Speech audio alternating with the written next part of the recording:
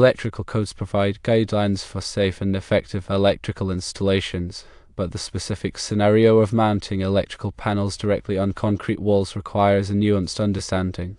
Let's explore some general principles that might apply, even though the exact code reference isn't immediately available. Firstly, it's essential to consult the National Electrical Code, or NEC, which is a widely adopted standard for electrical installations. While the NEC doesn't explicitly forbid mounting electrical panels on concrete walls, it does emphasize the importance of maintaining proper clearances and ensuring that the installation doesn't compromise the integrity of the equipment or the safety of personnel. Secondly, consider the potential for moisture accumulation. Concrete is porous and can absorb moisture from the surrounding environment. If an electrical panel is mounted directly against a concrete wall, there's a risk of moisture seeping into the enclosure, which can lead to corrosion, short circuits, and other electrical hazards. Therefore, it's generally recommended to provide an air gap between the back of the panel and the wall to allow for ventilation and prevent moisture buildup. Thirdly, the size of the air gap is important.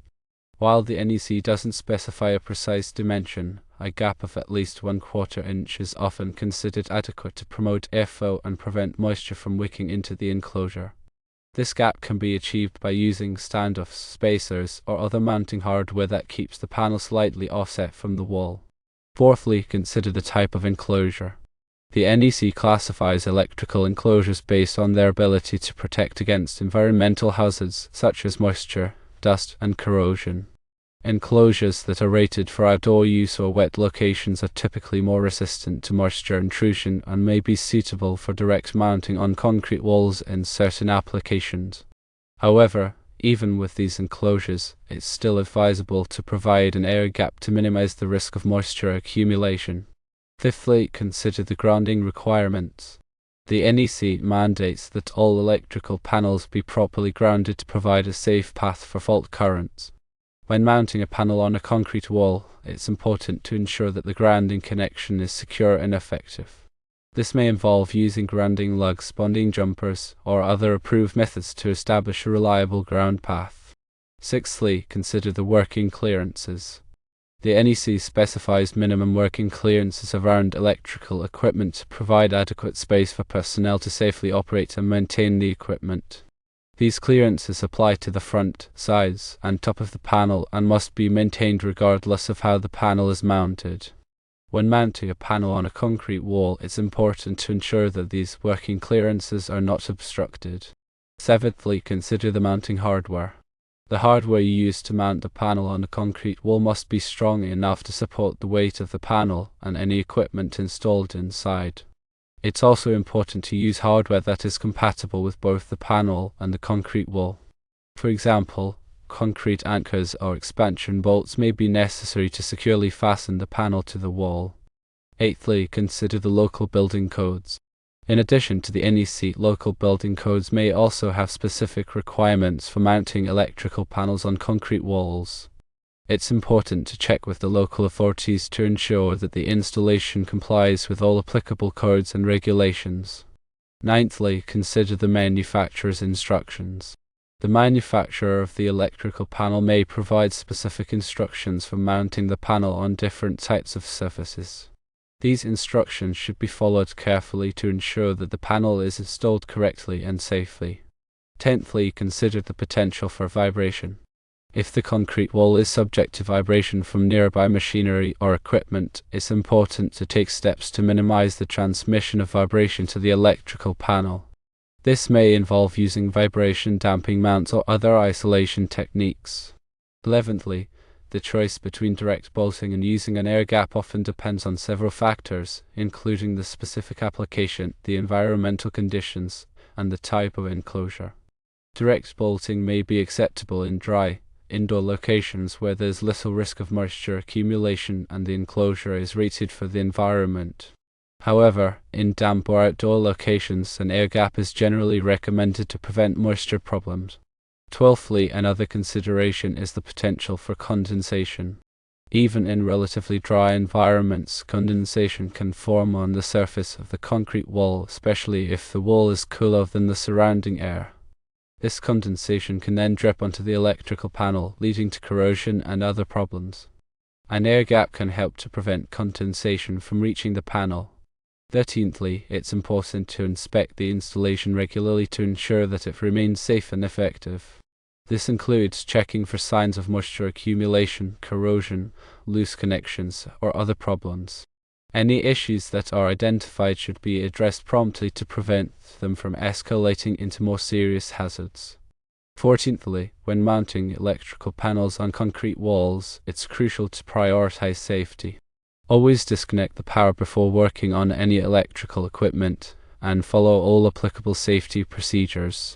If you're not comfortable working with electricity, it's best to hire a qualified electrician to perform the installation.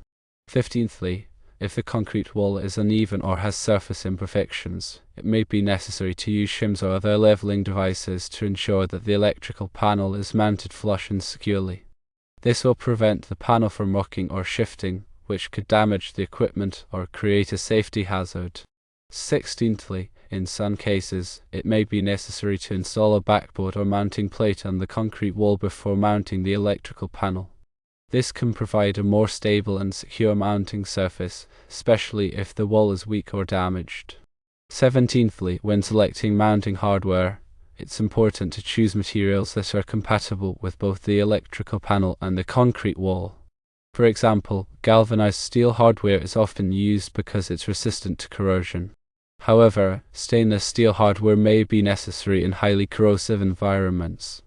18thly, it's important to consider the weight distribution of the electrical panel and its contents when determining the number and placement of mounting points. The mounting point should be spaced evenly to distribute the weight and prevent the panel from sagging or distorting. 19thly, when drilling into concrete, it's important to use the appropriate drill bit and drilling technique. A hammer drill is typically used to create holes in concrete, and the drill bit should be sized to match the diameter of the anchor or fastener being used. 20thly, after drilling the holes, it's important to clean them out thoroughly to remove any dust or debris. This will ensure that the anchors or fasteners see properly and provide a secure connection. 21stly, when installing anchors or fasteners, it's important to follow the manufacturer's instructions carefully. This will ensure that the anchors or fasteners are properly installed and can support the weight of the electrical panel. 22ndly, after the electrical panel is mounted, it's important to verify that it's level and plumb. This can be done using a level or plumb bob. If the panel is not level or plumb, it may be necessary to adjust the mounting hardware or shims to correct the alignment. 23rdly, it's important to protect the electrical panel from physical damage. This can be done by installing barriers or guards to prevent accidental impacts from equipment or personnel. 24thly, it's important to ensure that the electrical panel is properly labeled to identify its purpose and the circuits that it serves. This will help to prevent confusion and ensure that the equipment is operated safely. 25thly, it's important to keep the area around the electrical panel clean and free of clutter. This will help to prevent accidents and ensure that the equipment is easily accessible for maintenance and repairs. 26thly, it's important to train personnel on the proper operation and maintenance of the electrical panel. This will help to prevent equipment failures and ensure that the equipment is operated safely. 27thly, it's important to have a regular maintenance schedule for the electrical panel. This will help to identify and address any potential problems before they become serious hazards.